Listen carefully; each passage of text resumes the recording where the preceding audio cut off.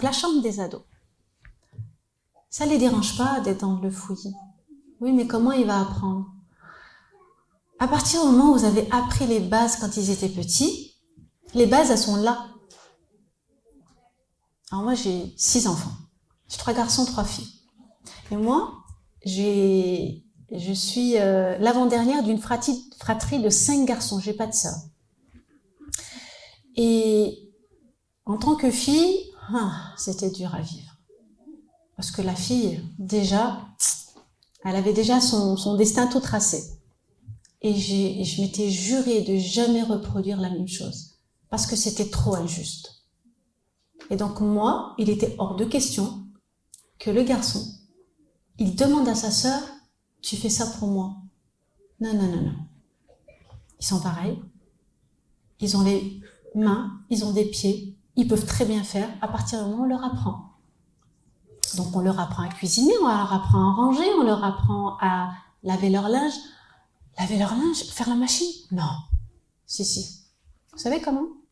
Ben, c'est très simple. Quand un ado, parce qu'à un moment donné, les ados, ils aiment bien être sales. Ça les dérange pas. Ils aiment bien. Après, il va y avoir une phase où ils veulent être propres, nickel. Tellement ils vont changer 2 fois de vêtements dans la journée, peut-être. Donc il faut vraiment que ce soit nickel sur leur chambre, elle est pagaille, sale. Vraiment, mais eux, ils sont nickel sur eux. Et ce qui va se passer, c'est que cet ado-là, j'ai perdu le fil, je crois. Donc, je sais plus. Ah oui, la machine à laver. Donc, je l'ai bien testé avec mes garçons. Donc, il y avait un garçon. Maman, t'as lavé mon linge? 14 ans, il avait. Tiens, je vais te montrer un truc. Tu vois ça, c'est une machine à laver. Et je vais te montrer comment on s'en sert. Ok, d'accord. Donc, je lui ai montré. Mais lui, il a oublié que quand la machine elle a fini de tourner, il faut étendre le linge. Donc, je dis à mon fils, il faut étendre le linge. Oh, ouais, d'accord, je vais y aller. Il faut étendre le linge. Oh, oui, je vais y aller. Ok, d'accord. Vous croyez que je vais aller l'étendre, moi? Il faut bien qu'il apprenne. Donc, le linge, il est resté dans la machine. Donc, il a senti. Maman, t'as pas étendu le linge? Ben non, c'est à toi de le faire. C'est ton linge. Donc, voilà. À partir de là, plus jamais il a laissé son linge dans la machine. Il sait étendre le linge correctement. Et là, il est marié, hein. C'est celui que vous voyez vous avez vu sur les réseaux. Lui, il s'est marié à 19 ans. Ça fait 5 ans qu'il est marié. Ben, il aide son épouse parce qu'il sait qu'elle n'a pas à tout faire et qu'ils sont 2 à faire. Donc, il essaye de soulager et il essaye d'apprendre encore à faire des choses. Et c'est comme ça. Vous vous rendez compte? Quand on a une belle-fille qui dit qu'Allah il fasse miséricorde à la mère qui a élevé ce garçon. C'est comme ça que ça doit se passer. C'est que votre époux, il doit vous soulager. Comme vous passez votre temps à soulager votre époux. Parce que vous prenez énormément. Vous avez une charge mentale qui dépasse tout entendement. Mais vous prenez tellement sur vous que quand on vous demande votre âge, en fin de compte, vous faites plus que votre âge. Et c'est pas normal. Et vous savez, hein, c'est pas trop tard. Il faut juste discuter. Il faut juste discuter de vos besoins. Pas en accusant l'autre, hein, juste en parlant de vos besoins. Vos besoins. Là, franchement, je me sens pas bien. J'ai besoin d'eux. Est-ce que tu peux m'aider? Et les hommes aiment être des sauveurs. Il faut juste leur donner l'occasion. Donc, la chambre de vos ados, c'est normal.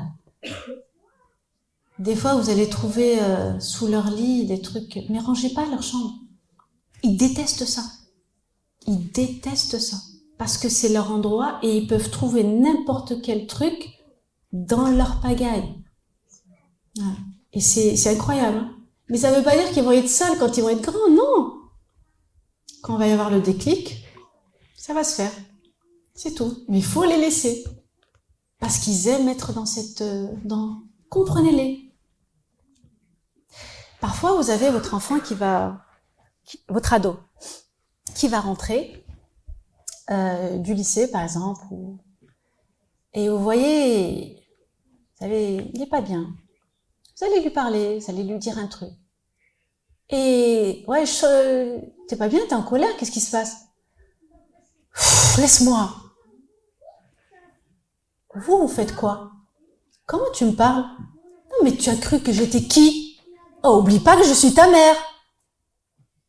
Et là, au lieu d'être à son écoute et de lui dire oula, je sens que t'es pas de bonne humeur, t'as dû passer une journée qui était très difficile. Écoute, je te laisse. Quand tu voudras venir parler, je suis à côté. Vous l'avez pas condamné, vous l'avez pas humilié, vous l'avez pas agressé. Vous avez juste compris qu'il était dans un état où il était pas bien. Et le fait qu'il vous ait dit laisse-moi. Des fois, il va vous dire tu me saoules. Vous allez tout de suite, réaction, déclencheur, bim. Vous allez démarrer au quart de tour. Non, ne démarrez pas au quart de tour. Oui, il a eu tort de dire ça. Mais ça, il va s'en rendre compte à partir du moment où vous allez réagir différemment. Et c'est lui qui viendra tout seul. Pardon maman, j'aurais pas dû me comporter de cette manière avec toi. Mais tout ça, c'est parce que vous lui avez laissé le temps de pouvoir décanter de ce qui se passe. N'oubliez pas que vos ados sont en train de vivre des souffrances à l'intérieur, qui sont en train de vivre des transformations intérieures très lourdes et qu'ils ont besoin de votre compréhension. Ils ont besoin que vous les écoutiez. Ils ont besoin que vous puissiez comprendre qu'à des moments donnés, quand ça explose, ok, je vois que ça va pas. Qu'est-ce qui va pas? Tu veux pas me parler? Il n'y a pas de problème. Quand tu te sentiras prêt, il n'y a pas de souci, je suis là. C'est tout. Mais n'essayez pas de titiller, de savoir, je veux savoir, vous ne saurez pas. On ne vous parlera pas. Il n'est pas prêt à vous parler. Et quand il ne parle pas, c'est parce qu'il n'y a pas un terrain favorable et qu'il n'a pas assez confiance. Je ne sais pas si on va poser les questions maintenant. Personne n'allait pas là. Il ne faut pas focaliser sur ce qu'ils viennent vous dire. Parce que pour nous, le parent, il a l'autorité suprême. Tu me dois respect total. Tu n'oses pas la voir, tu ne me traites pas comme ça, tu ne me parles pas comme ça. Mais à un moment donné, essayez de voir quand votre ado dépasse une limite, pourquoi il l'a dépassée. Il faut savoir qu'au moment où il est dans ce moment où il est pas bien, où il vous crie dessus, où il vous dit une chose, où il claque la porte, comprenez bien, c'est qu'il y a quelque chose qui ne va pas. Et donc, au lieu d'envenimer les choses, essayez d'apaiser les choses. De ne rien dire, de faire un pas en arrière, de lui dire, je comprends que ça va pas, qu'il y a des choses qui se passent dans ta vie en ce moment qui ne vont pas. Je comprends, mais si tu veux en parler, je suis là. Pour justement apaiser les tensions. Et quand il se sentira en confiance, il pourra venir.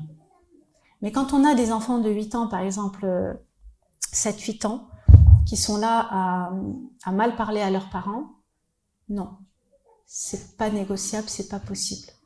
On peut pas accepter. Mais quand on n'accepte pas, c'est qu'on le dit fermement, sans crier. On n'a pas besoin de crier. Je suis pas d'accord dans la manière dont tu me parles, dont tu t'adresses à moi. N'oublie pas qu'il y a des règles dans la maison.